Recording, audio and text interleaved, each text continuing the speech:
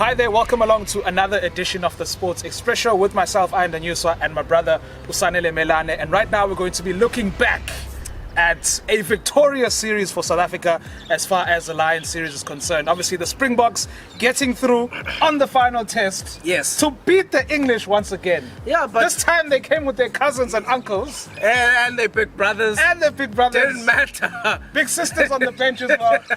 But we had to do it again, my brother. We clapped them. Like we said in the last video, I mean, the first test was no indication of how the actual series would turn out. Yeah. I did say we're going to win the second and subsequently also win the third and therefore winning the whole series, and it happened. Definitely winning their 1916 on the final day. Of course, it was quite an interesting game to watch. Yeah. Very nerve-wracking for all of us as South Africans. I couldn't handle it. It was tough to take, and it was deja vu at the end because Bonestein was the same guy who scored the winning kick in 2009 and then doing it again this year. You know, it was quite phenomenal end. It was. I mean, talk about nerves, brother. Like when I was watching that match, I couldn't. Like, it was like I couldn't sit still, and there was a point where I was like, let me just switch to football because it's just too much for me.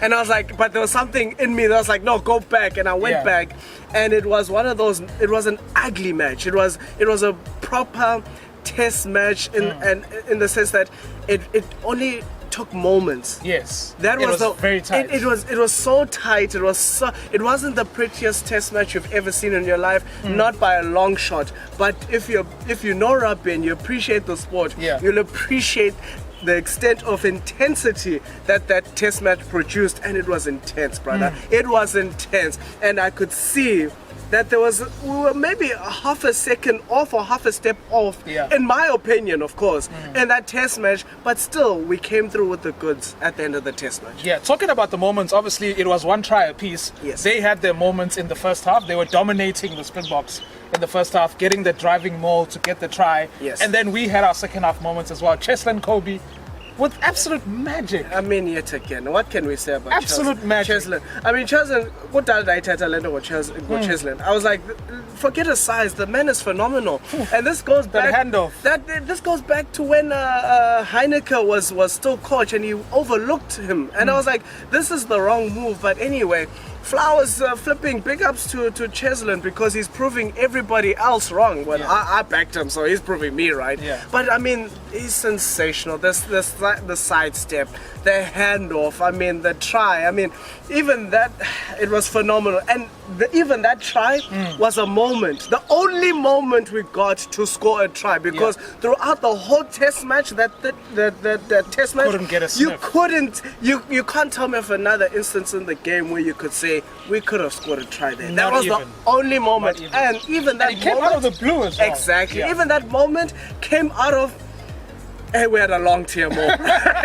We had a long TMO. We had a very long TMO, and I was half my size, just waiting for the subsequent decision of that TMO. Yeah. But Cheslin Kobe coming through, and look on your arm, actually. I mean, that's a man who I feel is the best second center in world rugby currently. Yeah. His vision, his rugby IQ, awareness. His defense, I mean, out of this world. His organization, his attack. I mean, for me, he is the complete second center in world rugby currently, and he was aware enough when that ball went straight up into it didn't go forward. When the ball went straight up into the air and when it came back down, he had the awareness to receive the ball and draw a man, pass the ball, Cheslin, pass it to Vili, and then he took the tackle and Vili passed it on to Cheslin, and then the rest was history, brother. Definitely, man. Obviously, a couple of changes made there by the Springboks. Faf de Klerk is out. Yes.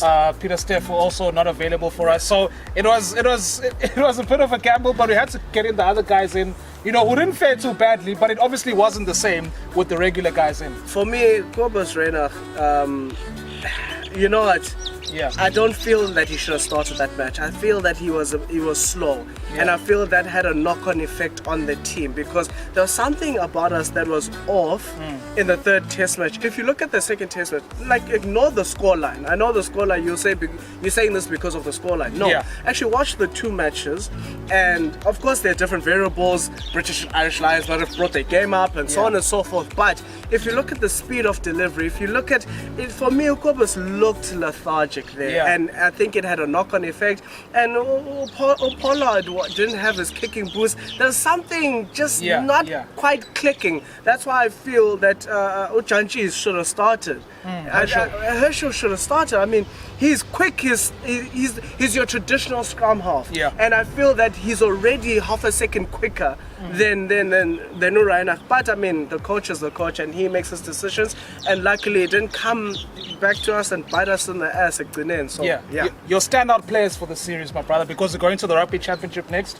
Straight after this weekend, we're going to be playing Argentina right here in South Africa. So give me your standout players. Obviously, you can literally count the whole team. For me, but for you. For me, I don't want to lie to you, Ulukhanya.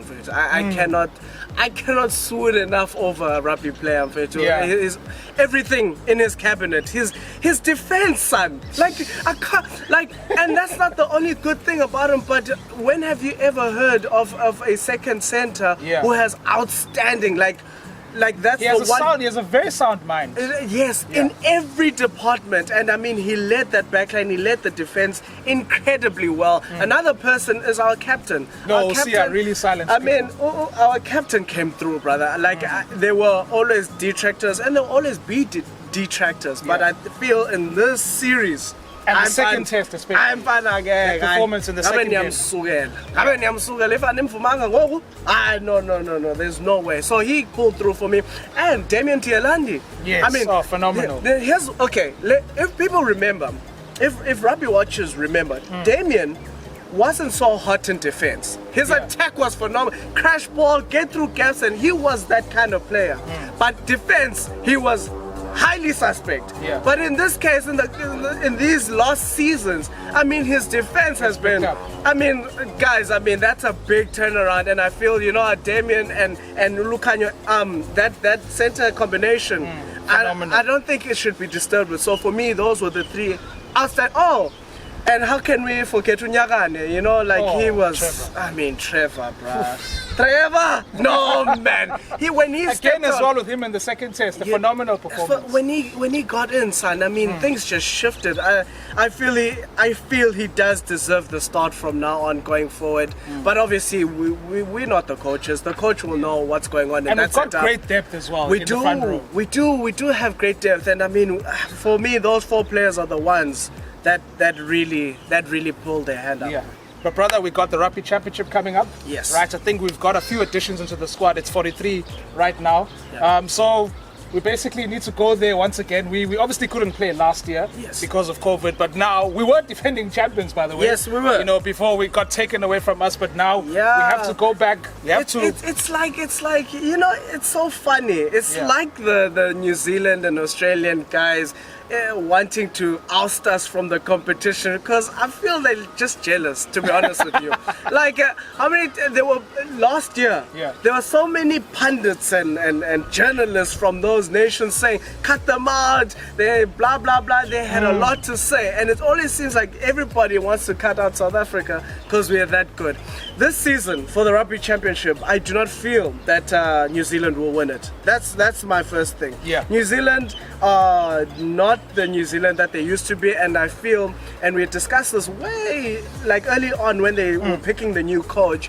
I said, this is not the coach. I mean, there's nothing that has changed. He's been in the New Zealand coaching setup for the past 8 seasons, so he's bringing nothing new. And because of that, he is the worst New Zealand coach in the last 8 seasons.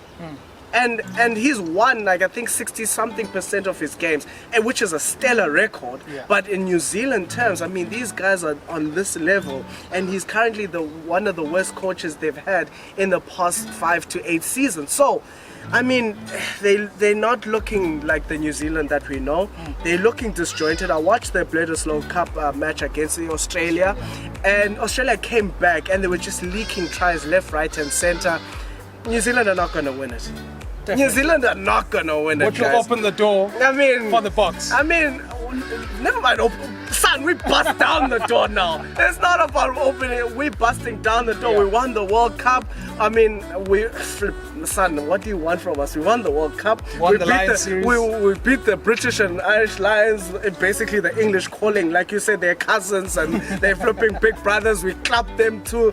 And you know what? It really is our time under a new, leadership system. Because when you look at Usiane, he's the leader of the pack, but there's many leaders within the whole system, and they rely on each other. I think it's a brand new style of leadership, but it's working. He relies on his team. He relies on his team, and his team reciprocates in him relying on them. So they're pulling through. I mean, he gave big ups to Ibn Etzebeth as well for pulling through for the forward pack. And I mean, for me, the Springboks right now are a tight unit, brother. Definitely. Got our first game up against Argentina. It's coming up on the weekend, of course. Guys, thank you again for tuning in. Comment, like, and subscribe. And please, guys, switch on the notification bell so that you're let know we blah blah blah. English never loved us. So that you know when our subsequent videos come up. And we'll catch you again next week. Peace.